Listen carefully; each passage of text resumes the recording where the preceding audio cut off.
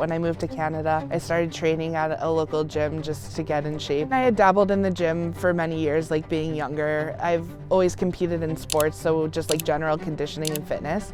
And I was maxing out like some of the leg extension, leg curl machines.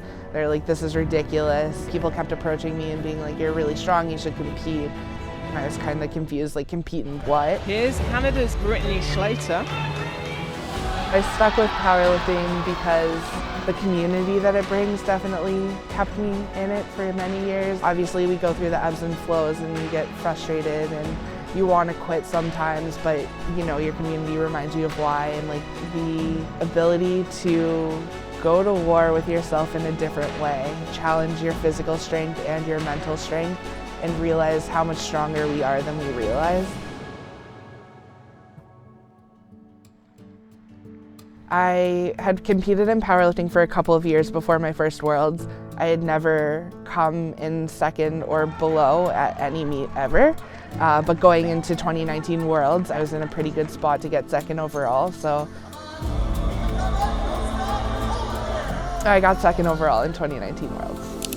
In 2021, I went to IPF Worlds again, representing Canada. I ended up being able to pull off the win and won my first IPF World title.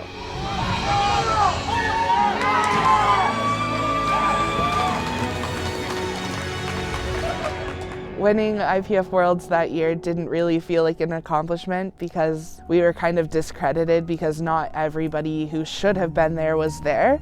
So we were told that our accomplishments didn't mean anything and that we didn't earn the actual title. So I actually left that meet feeling no different than I had walked in.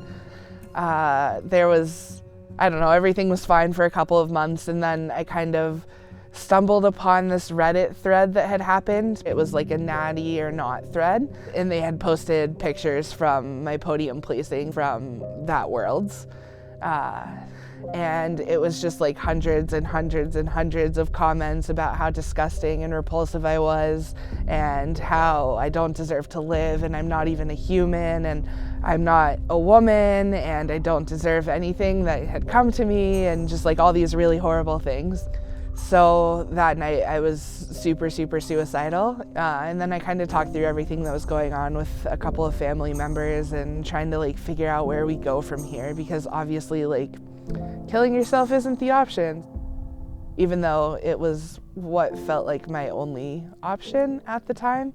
Woke up the next day and kind of navigated the situation of like, how are we gonna move forward with this? So I posted what people had said about me and why, and a little bit of my background that people didn't know about, being more informative about polycystic ovarian syndrome and hypothyroidism, which is what I suffer from,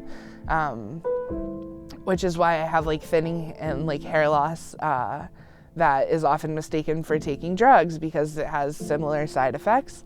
So I've kind of navigated my page towards kind of bringing awareness to that, which is one of the most vulnerable things I've ever done and like very uncharacteristic of me, but I posted, and the support that I received from the actual powerlifting community rather than just like random people on Reddit was so overwhelming. Like there were athletes with disabilities reaching out, there were other women with PCOS that reached out and they were like, thank you for voicing this.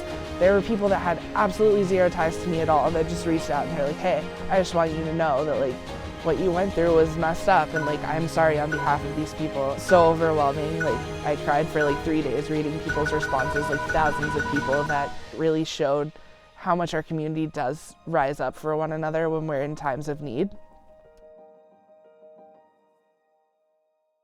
When it rolled around to competition time again, my next competition was supposed to be Worlds again. And I was like, how am I gonna get back on this platform after the last time I was like torn down so desperately? But knowing that I have that like deeper reason to go forward put me in check to set myself up for 2022, which not a great day lift-wise. I ended up getting 4th overall, but the biggest win, which I was reminded by a friend, is that I still showed up that year after everything that had happened the previous year was the real win, the real victory there. I was super disappointed in my performance, but I walked away feeling better than I thought I would.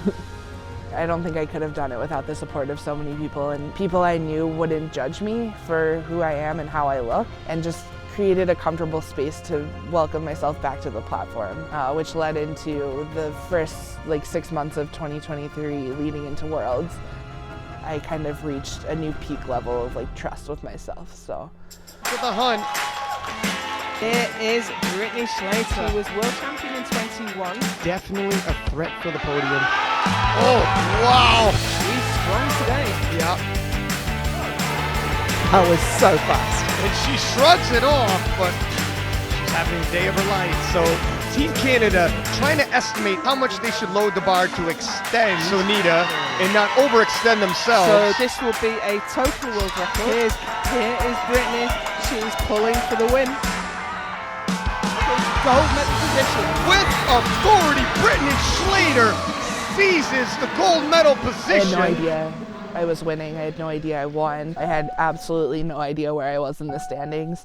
I was in the back cheering for the other lifters to hit their last pulls, and just totally clueless. And then my coach looked over at me and he's like, "Congrats, champ." And I was like, "Hey, thanks. It was a really good day." And he's like, "No, you won." And I just started sobbing. It was super overwhelming, but I think it was just kind of shock more than anything. I do treat this Worlds as a real win. I think it feels a lot more true and real than 2021 Worlds win did.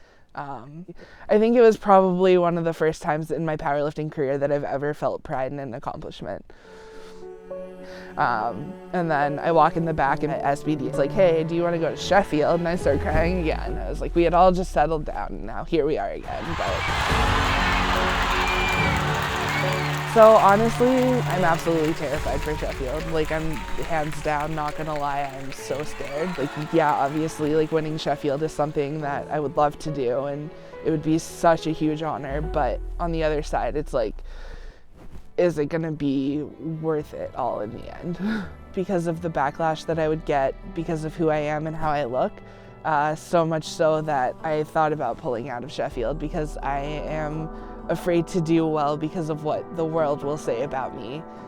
But it feels important to me to go through with Sheffield because of what I've stood for over the past couple of years, which is promoting knowledge about polycystic ovarian syndrome, promoting mental health awareness, promoting, treating people with dignity and grace, and treating people like people.